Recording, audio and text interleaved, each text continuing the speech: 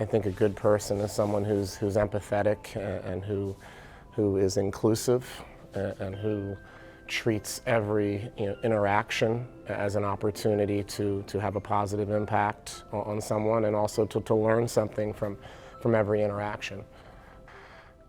Being a good person is also somewhere in your heart and your soul, and it doesn't have to be so external. Even simple interactions can become quote-unquote good deeds, even though if you're not necessarily doing an action for someone.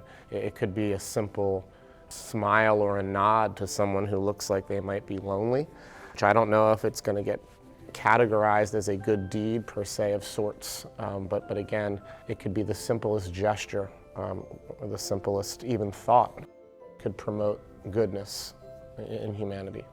From my experience of 25 years as an educator and a coach, I have never met a child that I did not see potential in.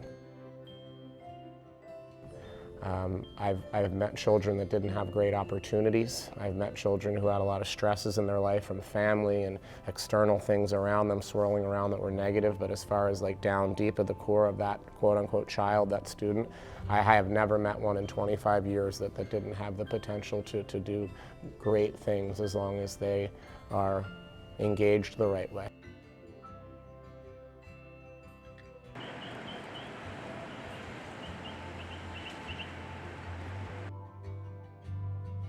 Things come into life like money and different little yucky things that are part of the adult world. You know, they say some of the most unhappy people are these stockbroker financiers on Wall Street, because by the time they're 50 and 60 years old and they've got their yacht and they've got their Ferrari and everything like that, they haven't seen their children grow up. They're not engaged in their community in a certain kind of way. So some of these external keeping up with the Joneses things and materialism and things like that, and these yucky parts of the adult world, yes, sometimes they're challenges to being a quote-unquote good person. One of my favorite quotes ever was by a basketball coach, a guy named John Wooden. He said, "Be more concerned with your character than your reputation. Your reputation is who people think you are. Your character is who you are when no one's watching."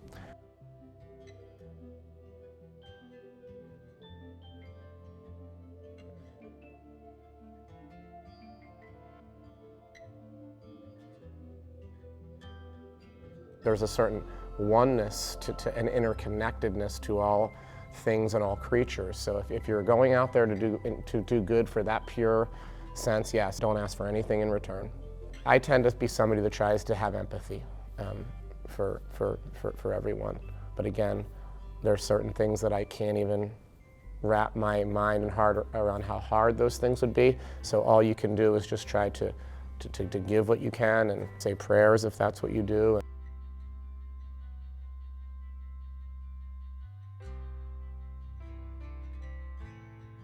Another great quote by this John Wooden guy, he says something to the effect of, "More often than you suspect, the lives of others you do affect."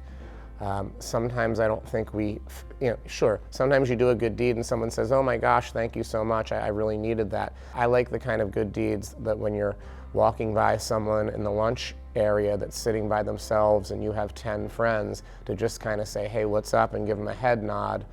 You could have saved that person's life that day. You would never know it because all you did was nod the head and smile and walk away. But sometimes these things have a sort of a ripple effect out into the world that we can't imagine. But again, you don't do it for the hope of that. You do it because you try to be good in every interaction that you have every moment of every day. Well, I think it's kind of a two-way street. I think the doer of the deed and the receiver of the deed both get something so wonderful out of it. I mean, that's what's so beautiful about doing a quote-unquote good deed.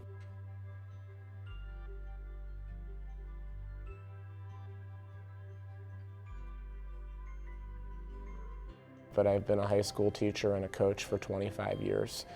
And I probably meet about 500 to 1,000 students every year or two. So hopefully you've had some interactions out there that had an impact. And my philosophy with teaching is if you have an impact on one person in the course of a day, even a week, then it's worth it. It's worth it. So yes, I feel like I've had an impact, because even if 35 people in that room were daydreaming about what they were going to do after lunch, if there's a little spark. I mean, I love Tupac Shakur the rapper, and my favorite quote by him is, I will not change the world, but I guarantee you that I will spark the brain that will change the world. I'm in that sort of framework in terms of how I view myself.